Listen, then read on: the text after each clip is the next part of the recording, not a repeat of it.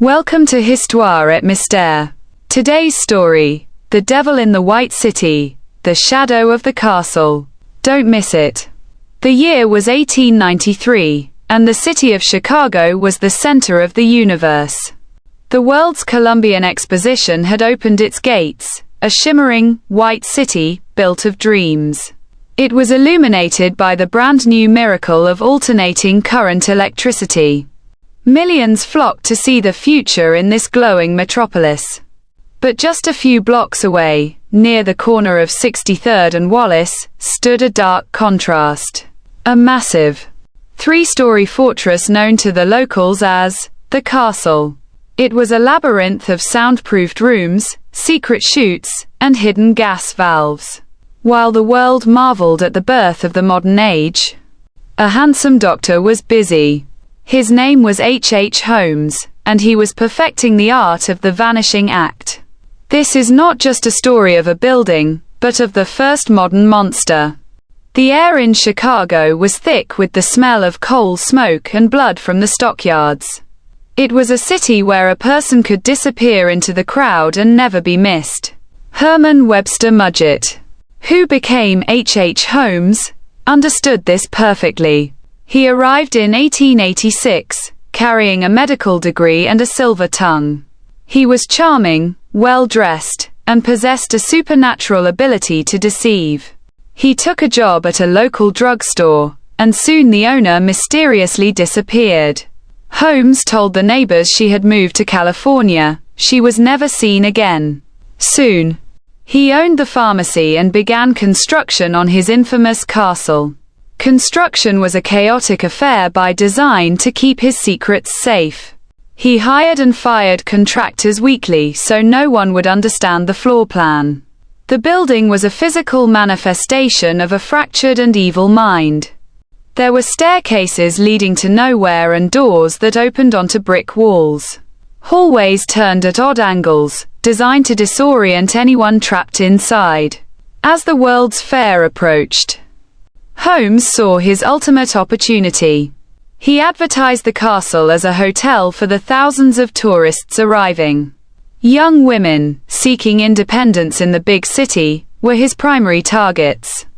They came with their life savings, only to find themselves trapped in windowless rooms.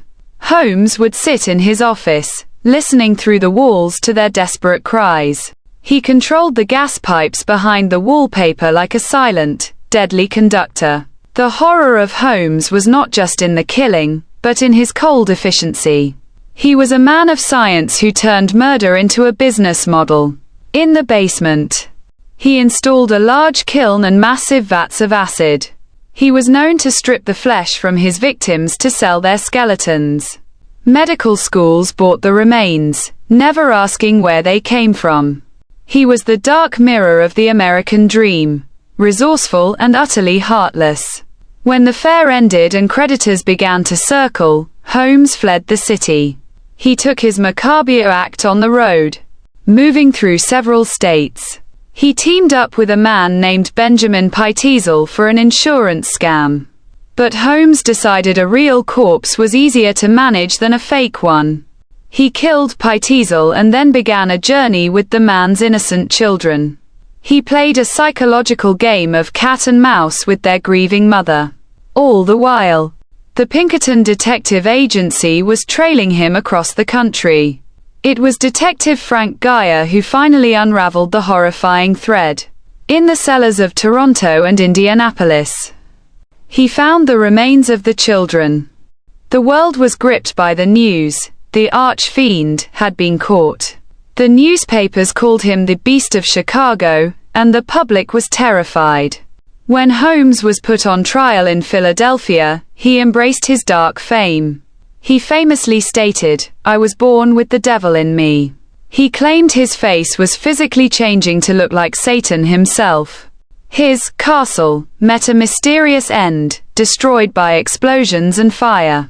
Some believe his associates burned it to hide the evidence of hundreds of victims.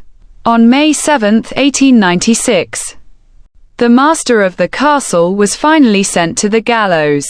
Even in death, he was strange. His neck did not snap, and he struggled for minutes. Per his request, his coffin was encased in tons of concrete to stay buried forever.